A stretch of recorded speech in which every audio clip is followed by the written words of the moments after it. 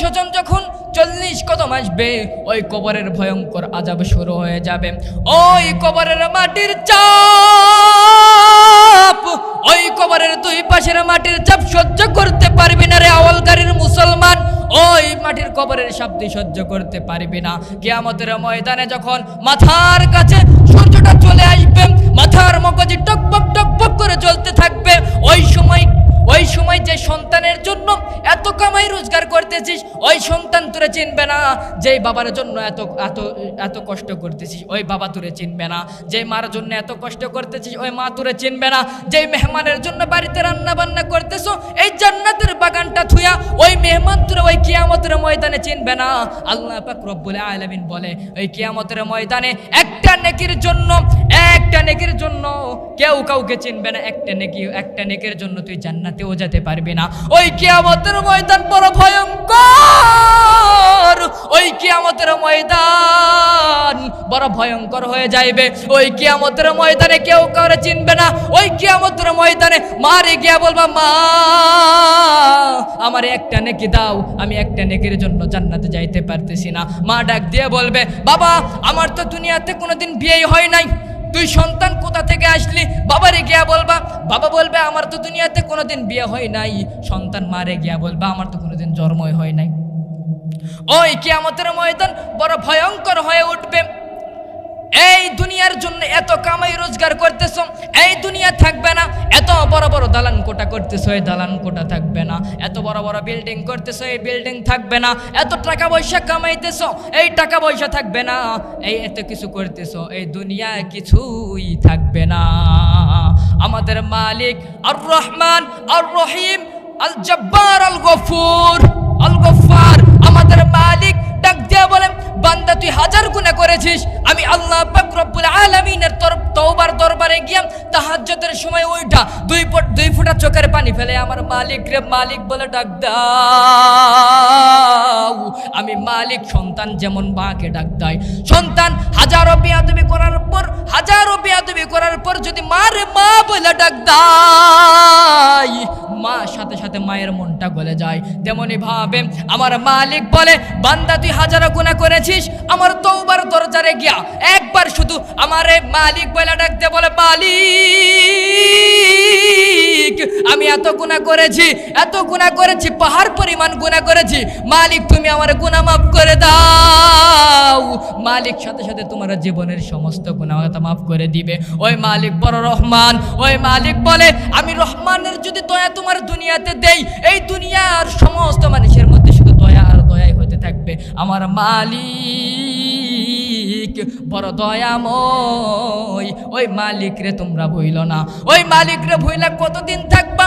ওই মালিক রে ভুইলা কতদিন থাকবা রে বান্দা? ও আওয়ালকারীর মুসলমান,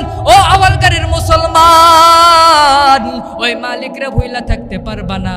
ওই মালিক তোমারে বানাইছে, ওই মালিক তোমারে খাওয়াইতেছে, ওই মালিক তোমারে পড়াইতেছে, ওই মালিক রে ভুইলা কতদিন থাকবা? ওই মালিক রে ভুইলা থাকা যাইব না বান্দা। ওই মালিক রে ভুইলা থাকতে পারবে না। জিন্দেগি মে বন্দেগি তু কর নেহি, जिंदगी में बंदगी तू कर नहीं, जिंदगी बे बंदगी शर्मिंदा है, जिंदगी बे बंदगी शर्मिंदा है। आए थे हम कुछ न कुछ खरीदने को, अल्लाह अकबर बोलें ना। आए थे हम कुछ न कुछ खरीदने को, यहाँ हम सब मुसाफिर है, कब्र आखिर ठिकाना। यहाँ हम सब मुसाफिर है, कब्र आखिर ठिकाना।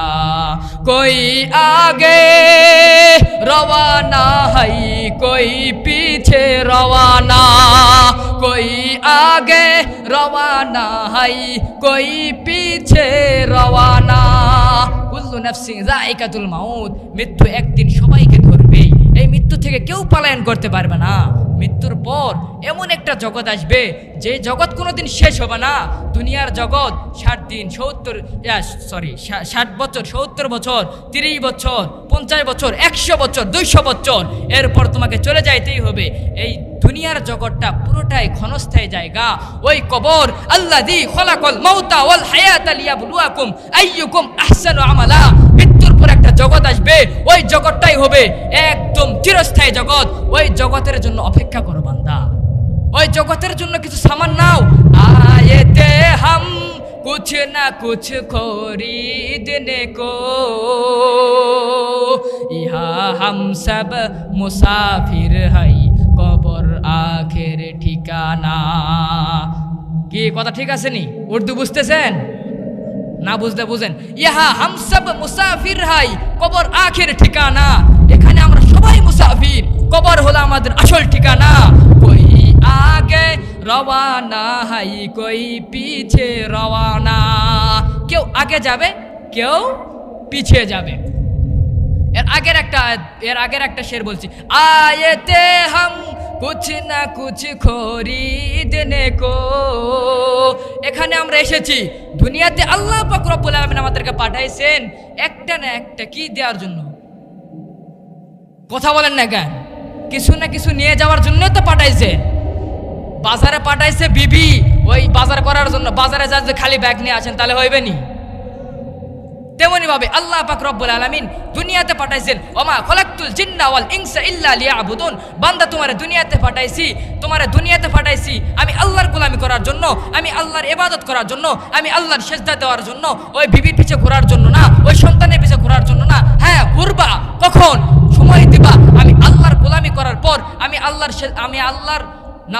আল্লাহর হুকুম মানার পর ওই বিবির কাছে যাবো। নামাজ বাদ দিয়ে ওই মাঠে গিয়া কি করতেছেন? আলু লাগাইতেছেন, ক্ষেত লাগাইতেছেন। আল্লাহ পাক রব্বুল আলামিন ডাক দিয়ে বলেন, বান্দা তুমি আমি আল্লাহ পাক রব্বুল আলামিনের নামাজটা আদায় কইরা যদি তুমি জমিতে যাও, আমি আল্লাহ পাক রব্বুল আলামিন যতক্ষণ পর্যন্ত ওই জমিতে কাজ কাম করবা, যতক্ষণ পর্যন্ত জমিতে তুমি কাজ করবা, আমি আল্লাহ পাক রব্বুল আলামিন ওই কাজটাকে ইবাদতের মধ্যে মাশগুল করে দিব। সুবহানাল্লাহ বলেন না? সুবহানাল্লাহ বলার ফজিলত জানেননি? সুবহানাল্লাহ যে ব্যক্তি একবার বলবে, আল্লাহ পাক রব্বুল আলামিন বলে, বান্দা তোমাদের জন্য জান্নাতের মধ্যে এমন একটি গাছ তৈরি করে দিব, যে গাছ এত বড় যে গাছের নিচে যদি একটা তরতাজা ঘোড়া যদি ৭০,০০০ বছর পর্যন্ত যদি দৌড় দেয়, ওই গাছের ছায়া শেষ করতে পারবে না। তো এই জন্য এখনো চুপ করে আছেন। সুবহানাল্লাহ বলেন না? সুবহানাল্লাহ বলতে কি টেকা লাগতেছে?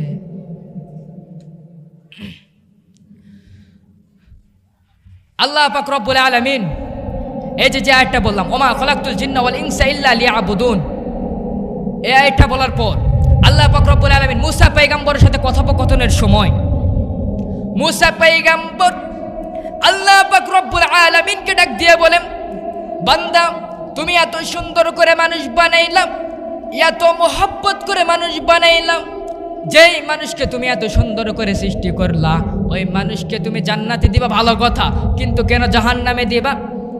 মুসা পয়গম্বরকে আল্লাহ পাক রব্বুল আলামিন ডাক দিয়ে বলেন, ও মুসা পয়গম্বর, আমি আল্লাহ পাক রব্বুল আলামিন মানুষকে দুনিয়াতে পাঠাইছি আমি আল্লাহর গোলামি করার জন্য, আমি আল্লাহ পাক রব্বুল আলামিনের হুকুম মানার জন্য। বলে হ্যাঁ কথা ঠিক আছে, কিন্তু আল্লাহ পাক রব্বুল আলামিনকে মুসা পয়গম্বর আর একটা প্রশ্ন করে বসলেন যে, হ্যাঁ আপনি তো দুনিয়াতে মানুষ পাঠাইছেন, এদিকে মনোযোগ হন, আপনি তো দুনিয়াতে মানুষ পাঠাইছেন, আপনার হুকুম ছাড়া তো ওই মানুষ চলতেও পারে না, ফিরতেও পারে না, কথা বলতেও পারে না, ওই মানুষ আপনার হুকুম ছাড়া তো নড়তেও পারে না। মুসা পয়গম্বর আল্লাহ পাক রব্বুল আলামিনকে প্রশ্ন করার পরে আল্লাহ পাক রব্বুল আলামিন মুসা পয়গম্বরকে ডাক দিয়ে বলেন, ও মুসা পয়গম্বর,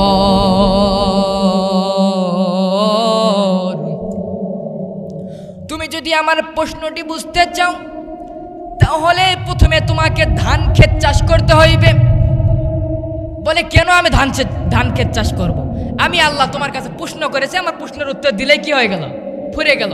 আল্লাহ পাক রব্বুল আলামিন ডাক দিয়ে বলে, মুসা পয়গম্বর, আমি তোমাকে যা করতে বলেছি তাই করো। আমি আল্লাহ পাক রব্বুল আলামিন তোমার কাজের মধ্যেই আমি আল্লাহ পাক রব্বুল আলামিন তোমার উত্তরটি রেখে দিয়েছি। এরপর মুসা পয়গম্বর ধান ক্ষেত চাষ করার জন্য সুন্দর করে বিছুনগুলা উঠাইলেন। বিছুন উঠানোর পর সুন্দর করে জমিগুলা কাসনা করলেন। এরপর ধানগুলো লাগাইলেন। মাসের পর মাস অপেক্ষা করার পরে যখন ধানগুলো সুন্দরভাবে ভালোভাবে যখন ধানগুলো হওয়ার পর ধানগুলো যখন পেকে গেল, ধান পাকার পরে মুসা পয়গম্বর ধানগুলোকে কেটে এবার ধানগুলোকে এক সাইডে করেছেন, এবং যে আমরা গ্রাম্য ভাষায় যাকে খের বলি, খের চিনেন আপনারা? কথা বলেন, একটু কথা বলেন, কথা বললে মজা পাওয়া যায়। মুসা পয়গম্বর ওই ধানগুলোকে এক সাইডে রেখেছেন, কিছু ধানকে খাওয়ার জন্য আর কিছু ধান বিক্রি করার জন্য, আর খেরগুলোকে ওই জমির মধ্যে আগুন দিয়ে পোড়াই দিয়েছেন। আমরা জমিতে লিটার দেই না, ছাই দেই না, তেমনিভাবে মুসা পয়গম্বর ওই খেরগুলোকে পুড়িয়ে জমির মধ্যে ছাই হিসাবে ছিটে দিয়েছেন। এরপর মুসা পয়গম্বর আল্লাহ পাক রব্বুল আলামিনের দরবারে গিয়ে হাজির। আল্লাহ পাক রব্বুল আলামিনকে ডাক দিয়ে বলেন, ও মালিক, আমি মুসা পয়গম্বর তোমার হুকুম অনুযায়ী ধান চাষ করেছি, আমি ধানগুলো লাগাইছি। বলে, ধানগুলো কি করলা? বলে, আমি ধানগুলোকে সুন্দর করে কিছু খাওয়ার জন্য কিছু বিক্রির জন্য রেখে দিয়েছি। বলে, ধানগুলোকে রেখে দিয়েছ, আর ধানের খেরগুলো কি করেছ? মুসা পয়গম্বর আল্লাহ পাক রব্বুল আলামিনকে ডাক দিয়ে বলেন, ও মালিক, খেরগুলোর আমার দরকার নেই, এই জন্য আমি খেরগুলোকে পুরাইয়া জমির ছাই হিসাবে ছিটাইয়া দিয়েছি। বলে, তুমি কেন খেরগুলোকে পুরাইলাম? এত সুন্দর করে খেরগুলোকে, এত সুন্দর করে ধানগুলোকে লাগাইলাম, বিছুন করতে কত কষ্ট, ধান লাগাইলা কত কষ্ট, ধান কাটলা কত কষ্ট, কত সার খোল কত নষ্ট করলা, এত কিছু দেওয়ার পরে কেন তুমি খেরগুলোকে পুরাইয়া দিলাম? মুসা পয়গম্বর আল্লাহ পাক রব্বুল আলামিনকে ডাক দিয়ে বলেন, ও মালিক, খেরের তো আমার প্রয়োজন নেই, এই জন্য আমি খেরগুলোকে পুরাইয়া দিয়েছি জমির কাজে লাগানোর জন্য। এরপর আল্লাহ পাক রব্বুল আলামিন বলেন, ও মুসা পয়গম্বর, তুমি খেরগুলোকে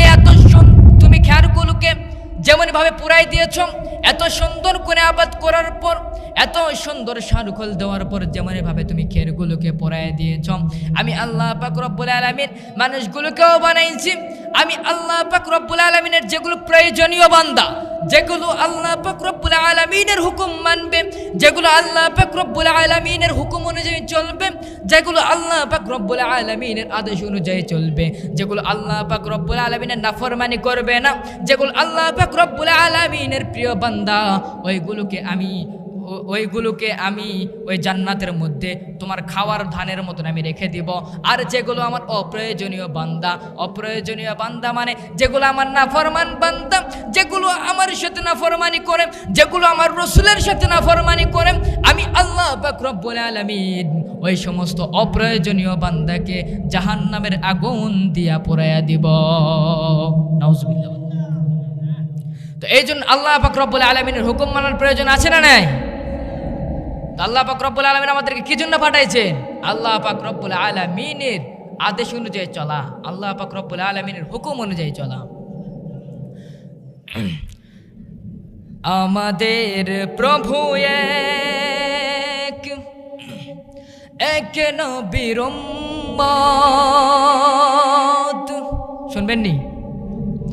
আমাদের প্রভু এক নবীর উম্মত, জীবন বিধান এক, ওই শিবানী কোরআন। তবে কেন এক নও হে মুসলমান, এক হও করিয়া হবান। তবে কেন এক নও হে মুসলমান, এক হও করিয়া হবান। বাইতুল্লাহ এক, মদিনা শরীফ এক, মসজিদ আকসা এক, উহুদ পাহাড় এক, বদরের মাঠ এক। একটা তো জীবনার একেবারে মরণ, একটা তো জীবনার একেবারে মরণ, একই সাথে মিলে মিশে একটাই প্রাণ। তবে কেন এক নও হে মুসলমান, এক হও করিয়া আহ্বান। তবে কেন এক নও হে মুসলমান, এক হও করিয়া আহ্বান। একটা জোরে সুরে তাকবীর দেন না, লিল্লাহে তাকবীর।